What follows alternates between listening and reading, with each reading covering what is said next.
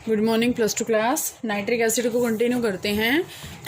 Nitric acid का जो last हमने किया था वो लास्ट मैंने आपको करवाया था एक्वा रीजिया, और मैंने आपको एक्वा रीजिया बताया था कि HNO3 और जो है ये रेशियो किसका होता है HCl का, इसका 1 पार्ट होता है, इसका 3 पार्ट होता है, ठीक है। और आपको मेन इसके अंदर ये करना है कि इसको हम कंसनट्रेटेड लेते हैं, ना कि हम इसको डाइल्यूट लेते हैं। तो ये आपके पास रेशियो आ गया कंसनट्रेटेड का, HNO3 का और HCl का। तो ये आपके पास हम क्या बनाते हैं एक्वा रीजिया। तो आज का जो नेक्स्ट टॉपिक आपके पास आता है वो आता है नाइट्रिक एसिड के यूजेस, कि नाइट्रिक एसिड को हम यूज़ कहाँ करते हैं। एक तो सबसे पहला जो इसका यूज़ है ना बेटा, एक एक्सप्लोसिव होता है। एक्सप्लोसिव बनाने में इसका काम होता है जिसको हम बोलते हैं TNT, ठीक है, TNT। और TNT की फुल फॉर्म क्या होती है, ट्राई नाइट्रोटोलुइन। ट्राई नाइट्रोटोलुइन, ये आपके पास क्या होता है TNT, ट्राई नाइट्रोटोलुइन होता है, ठीक है। और इसमें आपके पास क्या होता है बेटा, फर्टिलाइज़र के मैन्युफैक्चर में हम इसका यूज़ करते हैं, ठीक है। फर्टिलाइज़र के उसमें मैन्युफैक्चर में हम इसका यूज़ करते हैं, ठीक है। और इसका क्या यूज़ है, मेटल्स बनाने में हम इसका यूज़ कर सकते हैं।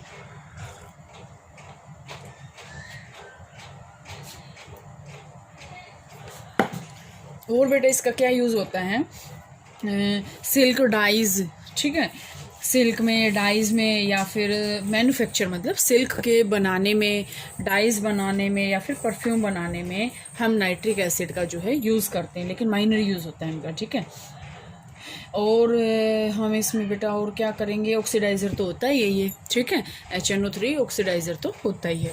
तो ये तो इसके मेन थे जो है यूजेस थे।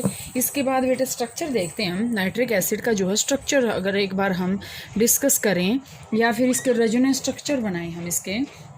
तो देखो नाइट्रिक एसिड आपके पास मैंने आपको बताया था, ये nitrogen, double bond O, single bond O, 2 4 6 negative charge भी है, यहाँ पे पॉजिटिव चार्ज है। क्यों है, क्योंकि नाइट्रोजन तो 3 ही बॉन्ड बना सकता है, ठीक है। और ये लोन पेयर को इसने क्या कर रखा है, अपना खर्च कर रखा है, यहाँ से ये OH, ठीक है। सेकेंड स्ट्रक्चर हम इसका क्या ड्रॉ कर सकते हैं, सेकेंड स्ट्रक्चर जो रेजोनेटिंग स्ट्रक्चर जो 11th क्लास में आपको करवाए थे मैंने, N positive as it is रहेगा, यहाँ पे OH एज इट इज़ रहेगा। हम इनके स्ट्रक्चर्स को डिफरेंट कर सकते हैं, यहाँ पे ऑक्सीजन, यहाँ पे डबल बॉन्ड ऑक्सीजन, इसको हम ऐसे कर सकते हैं। यहाँ पे क्या आएंगे 2 4, ठीक है। तो इसमें आपके पास और क्या आएगा बेटा, ये इसके क्या थे रेजोनेटिंग स्ट्रक्चर, 2 4 6 और ये यहाँ पे नेगेटिव चार्ज।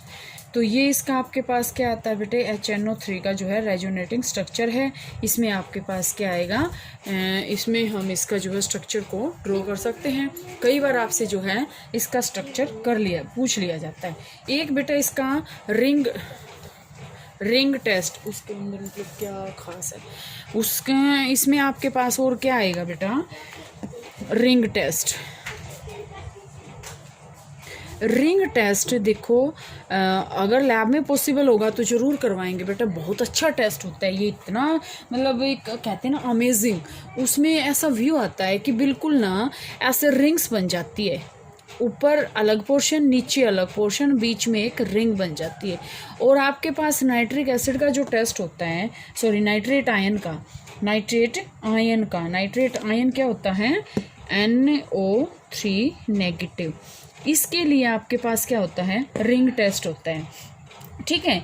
अब इसके अंदर हम क्या डालते हैं, नाइट्रेट आयन क्या है कि इसमें आपके पास ब्राउन रिंग बन जाती है एक, ये जो रिंग बनती है ना बहुत ही अच्छा कलर होता है बेटे, हमने कर रखा है, ये ब्राउन रिंग की फॉर्मेशन हो जाती है, जिसको हम क्या बोलते हैं रिंग टेस्ट। और हम इसमें करते कैसे हैं, देखो जो हमने साल्ट लिया है, हम साल्ट लेते हैं इसके अंदर FeSO4, फेरस सल्फेट लेते हैं हम इसके अंदर, ठीक है।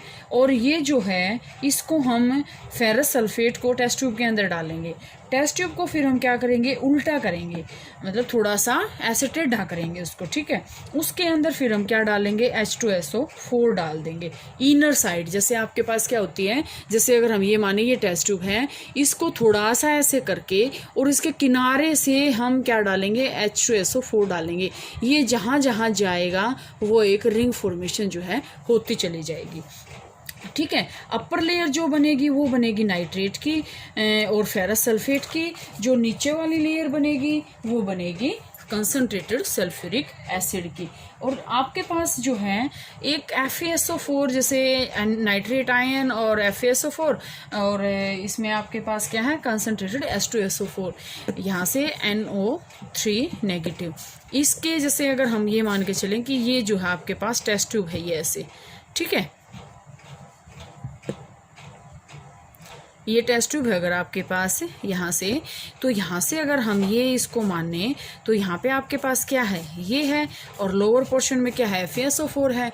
तो यहाँ पे ये जो है ब्राउन रिंग बन जाएगी, जिसको हम क्या, इसके लिए किसके लिए यूज़ करते हैं, brown ring test nitrate ion के लिए, ठीक है। और ये आपके पास रिएक्शन बेटे कई बार पूछ ली जाती है, ध्यान से देखना एक बार रिएक्शन इसकी क्या होती है। रिंग टेस्ट की रिएक्शन हमें क्या करना है, एक तो हमें नाइट्रेट आयन लेना है, नाइट्रेट आयन नेगेटिव, प्लस हमें देखो FeSO4 लिया है, तो वहाँ से क्या होंगे, फेरस आयन आ जाएंगे, फेरस आयन आ गए, प्लस क्या है, H पॉजिटिव आ जाएंगे।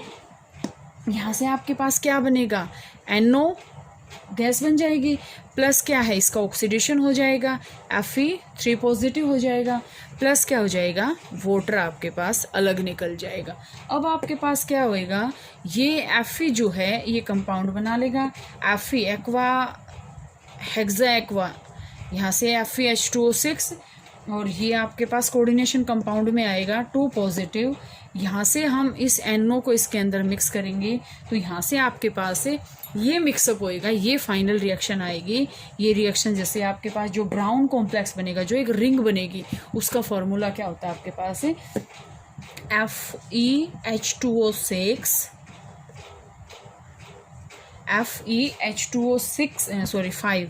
H2O5, क्योंकि एक मॉलिक्यूल वाटर का डिसोशिएट करने में हेल्प करेगा। NO2 पॉजिटिव, टोटल कॉम्प्लेक्स के ऊपर 2 पॉजिटिव चार्ज प्लस H2O, ये आपके पास क्या है, जो आपकी ब्राउन रिंग बनी है, ठीक है। ये आपकी क्या है, ब्राउन रिंग बनी है, ठीक है। इसके बाद बेटे आज की ही वीडियो में आज हम कर रहे हैं नेक्स्ट इसका जो है एनोमेलस बिहेवियर ऑफ नाइट्रोजन, कि नाइट्रोजन का एनोमेलस, नाइट्रिक एसिड आपका यहाँ पे कंप्लीट हो गया है, न कि नाइट्रेट आयन का टेस्ट हो गया है। तो इसके बाद आपके पास आएगा एनोमेलस बिहेवियर, ठीक है, किसका, नाइट्रोजन का, ठीक है। अब देखो सबसे पहला जो मेन पॉइंट है इसका ग्रुप 15 के, एक तो आपके पास डिफर किस किस के कारण करता है ये नाइट्रोजन का एनोमेलस बिहेवियर। अगर हम बात करें, सबसे पहला है इसका स्मॉल साइज हो गया, हाई इलेक्ट्रोनेगेटिव है, हाई आयोनाइजेशन एंथैल्पी है इसकी, ठीक है, और डी ऑर्बिटल इसके अंदर नहीं है, ठीक है। ये आपके पास इसमें क्या थी कि ये असप्शन है, इसके असप्शन मतलब कि एनोमेलस बिहेवियर ये सबसे अलग शो करता है। अब देखो नाइट्रोजन एक अकेला ऐसा है जो यहाँ पे गैस है, बाकी सारे के सारे क्या हैं, सॉलिड हैं, ठीक है। नाइट्रोजन यहाँ पे क्या है, N2 की फॉर्म में, डाई एटॉमिक फॉर्म में एग्जिस्ट करता है, और जिसके कारण नाइट्रोजन के बीच में क्या है, ट्रिपल बॉन्ड है, बाकी सब में क्या है, सिंगल कोवलेंट बॉन्ड होता है, ठीक है। जिसके कारण ये ट्रिपल बॉन्ड होने के कारण ही हाई आयनाइजेशन एंथैल्पी इसकी होती है, ठीक है। अब और क्या हुआ है कि नाइट्रोजन जो है वेरियस फॉर्म्स के ऑक्साइड बनाता है, N2O, NO, N2O3, NO2, N2O4, ये क्या बनाता है, डिफरेंट फॉर्म्स के ऑक्साइड्स बनाता है, जो आपके सिलेबस में नहीं थे लेकिन एनोमेलस बिहेवियर के अंदर आप लिखेंगे, ठीक है। अब क्या है, हाई इलेक्ट्रोनेगेटिव के कारण ये क्या बनाता है, हाइड्रोजन बॉन्डिंग में पार्टिसिपेट करता है, ठीक है, हाइड्रोजन बॉन्डिंग बनाता है। जिस क्या एग्जांपल है हाइड्रोजन बॉन्डिंग का, नाइट्रोजन के कंपाउंड में अमोनिया, ठीक है, अमोनिया। ठीक है, और यहाँ से और क्या कहेंगे, डी ऑर्बिटल नहीं है तो ये डी पाई पी पाई बैक बॉन्डिंग जो होती है उसमें पार्टिसिपेट नहीं करता, डी पाई पी पाई बॉन्ड में ये पार्टिसिपेट नहीं करता। ठीक है, लेकिन फॉस्फोरस और आर्सेनिक जो इस ग्रुप के कंपाउंड हैं वो डी पाई पी पाई बैक बॉन्डिंग कर सकते हैं। ठीक है, लेकिन नाइट्रोजन के कारण, नाइट्रोजन में अकेले में क्या होता है, p pi back bonding, p pi bonding होती है, मल्टीपल बॉन्ड होता है एक दूसरे के साथ ही, अपने जैसे कंपाउंड्स के साथ ही। तो ये बेटा आपके पास क्या था, नाइट्रोजन कंप्लीट हो गया है। इसके बाद आपके पास अगला जो टॉपिक आएगा वो आपके पास आएगा फॉस्फोरस का, वो जो है कल करते हैं।